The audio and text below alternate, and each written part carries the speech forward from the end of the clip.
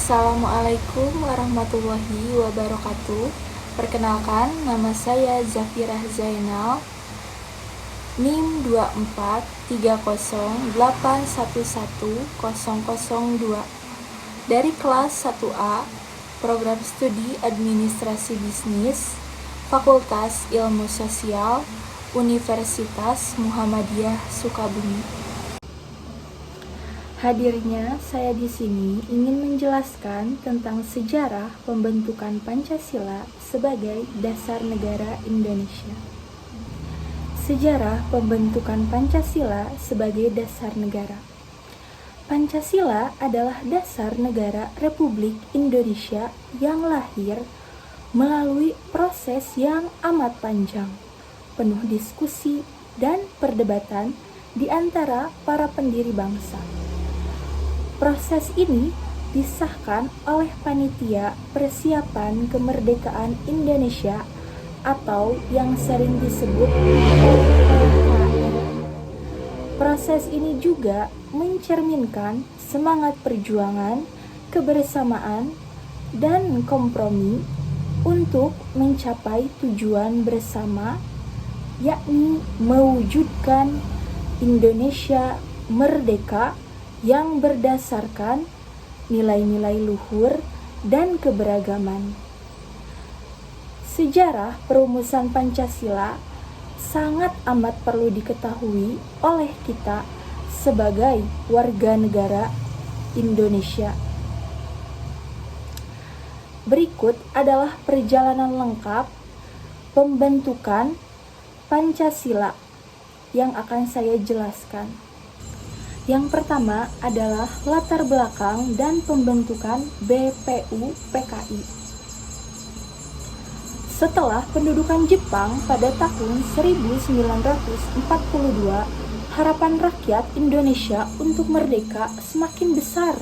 Jepang untuk memperoleh dukungan rakyat Indonesia membentuk Badan Penyelidik Usaha-Usaha Persiapan Kemerdekaan Indonesia atau bisa kita sebut BPU PKI. Pada 1 Maret 1945, BPU PKI bertugas mempersiapkan segala sesuatu yang berkaitan dengan kemerdekaan, termasuk merumuskan dasar negara. BPU PKI mengadakan sidang pertama pada 29 Mei hingga 1 Juni 1945 dengan agenda utama membahas dasar negara Indonesia. Dalam sidang ini, sejumlah tokoh penting memberikan pandangan dan usulan mengenai dasar negara. Yang kedua, sidang pertama BPU PKI. Sidang pertama BPU PKI menjadi momen penting dalam sejarah pembentukan Pancasila.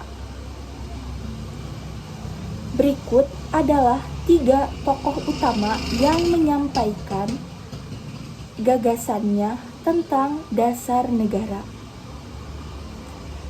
Yang pertama adalah Muhammad Yamin pada tanggal 29 Mei 1945. Muhammad Yamin menyampaikan usulan dasar negara secara lisan yang terdiri dari 5 prinsip.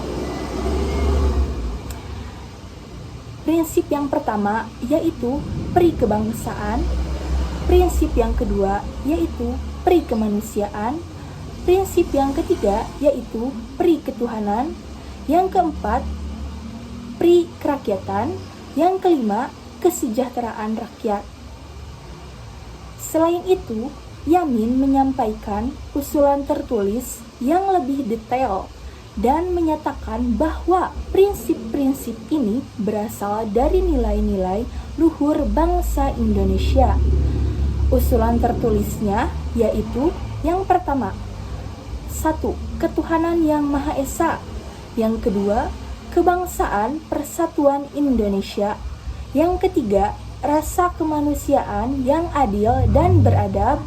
Yang keempat, kerakyatan yang dipimpin oleh hikmat kebijaksanaan dalam permusyawaratan perwakilan.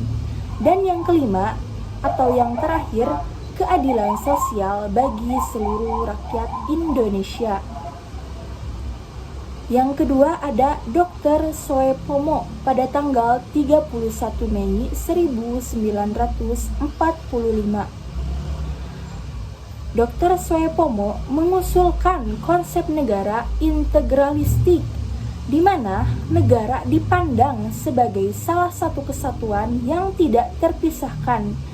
Ia menekankan pentingnya persatuan dan gagasannya mencakup nilai-nilai kebudayaan dan kebersamaan. Berikut adalah usulan dasar negara menurut Dr. Soepomo. Yang pertama ada persatuan atau bisa dibilang unitarisme. Yang kedua, kekeluargaan.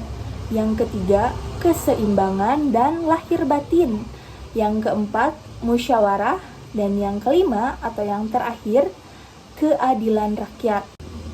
Selanjutnya ada Insinyur Soekarno pada tanggal 1 Juni 1945. Dalam pidatonya, Soekarno memberikan usulan yang berbentuk Philosophische Grundlage atau Weltanschauung, yang berarti fundamen, filsafat, pikiran, jiwa, atau hasrat yang sedalam-dalamnya. Soekarno memperkenalkan dasar negara dengan sebutan Pancadharma, kemudian dengan anjuran para ahli bahasa, rumusan dasar negara dikenal dan dinamakan Pancasila, yang berarti 5 dasar. 5 dasar. 5 prinsip yang ia ajukan adalah yang pertama, kebangsaan Indonesia.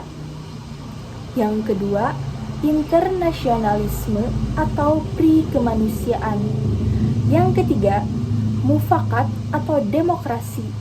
Yang keempat, kesejahteraan sosial. Dan yang kelima atau bisa yang dibilang terakhir adalah ketuhanan yang Maha Esa. Lalu, istilah Pancasila kemudian diterima sebagai nama resmi untuk dasar negara Indonesia. Sekarang kita berlanjut, poin ketiga, pembentukan Panitia 9 dan Piagam Jakarta. Setelah sidang pertama BPUPKI, masih diperlukan perumusan lebih lanjut untuk menyempurnakan dasar negara. Oleh karena itu, dibentuklah Panitia 9 pada tanggal 22 Juni 1945 yang terdiri dari tokoh-tokoh penting dari golongan Islam dan golongan nasionalis. Seperti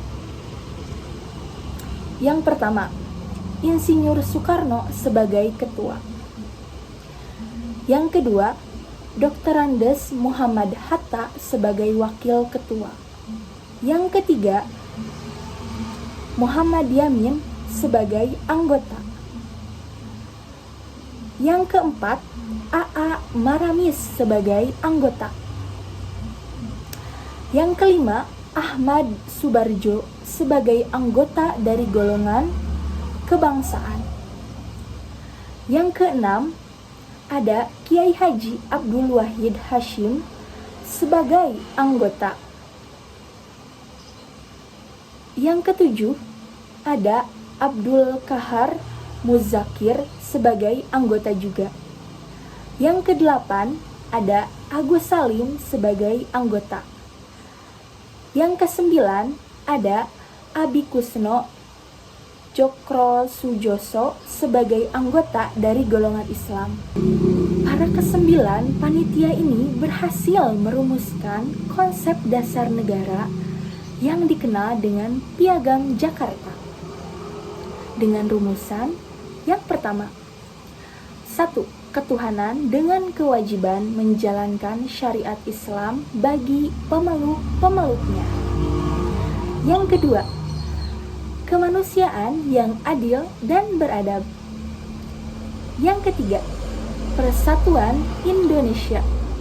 Yang keempat, kerakyatan yang dipimpin oleh hikmat kebijaksanaan dalam permusyawaratan perwakilan. Dan yang kelima, keadilan sosial bagi seluruh rakyat Indonesia. Namun, beberapa tokoh perwakilan dari Indonesia Timur menyatakan keberatan dengan sila pertama dalam rumusan tersebut. Pasalnya, rakyat Indonesia tidak hanya berasal dari kalangan Muslim. Nah, hal itu menjadi salah satu latar belakang perubahan sila pertama Pancasila menjadi ketuhanan yang Maha Esa, seperti yang kita kenal sekarang. Nah, Piagam Jakarta ini menjadi dokumen penting yang mencerminkan kompromi antara kelompok nasionalis dan Islam. Poin yang keempat ada proklamasi kemerdekaan dan perubahan rumusan Pancasila. Nah, setelah proklamasi kemerdekaan pada 17 Agustus 1945, Indonesia mempersiapkan konstitusi sebagai landasan hukum negara. Namun, demi menjaga persatuan nasional, terutama di wilayah-wilayah yang mayoritas penduduknya non-muslim seperti Indonesia bagian timur, sila pertama dalam Piagam Jakarta diubah menjadi ketuhanan yang Maha Esa. Poin yang kelima ada pengesahan Pancasila dalam sidang PPKI. Nah, pada tanggal 18 Agustus 1945, Panitia Persiapan Kemerdekaan Indonesia atau bisa dibilang PPKI mengesahkan Undang-Undang Dasar 1945 termasuk pembukaan UUD 1945 yang memuat rumusan Pancasila sebagai dasar negara. Bunyi Pancasila adalah sebagai berikut, akan saya bacakan. Yang pertama, Pancasila. 1. Ketuhanan yang Maha Esa. 2. Kemanusiaan yang adil dan beradab. 3. Persatuan Indonesia. 4. Kerakyatan yang dipimpin oleh hikmat kebijaksanaan dalam permusyawaratan perwakilan. Yang kelima, keadilan sosial bagi seluruh rakyat Indonesia. Nah, rumusan ini menjadi dasar negara yang berlaku hingga saat ini, hingga pada zaman ini, tahun 2024. Sudah terbayangkan berapa puluh tahun Pancasila ini berdiri bersama dengan Indonesia. Kesimpulannya, proses pembentukan Pancasila menunjukkan kemampuan para pendiri bangsa untuk berkompromi dan mengutamakan kepentingan bersama di atas perbedaan ideologi. Pancasila bukan hanya dasar negara, tetapi juga falsafah hidup bangsa Indonesia yang mencerminkan nilai-nilai persatuan, keadilan, dan kemanusiaan.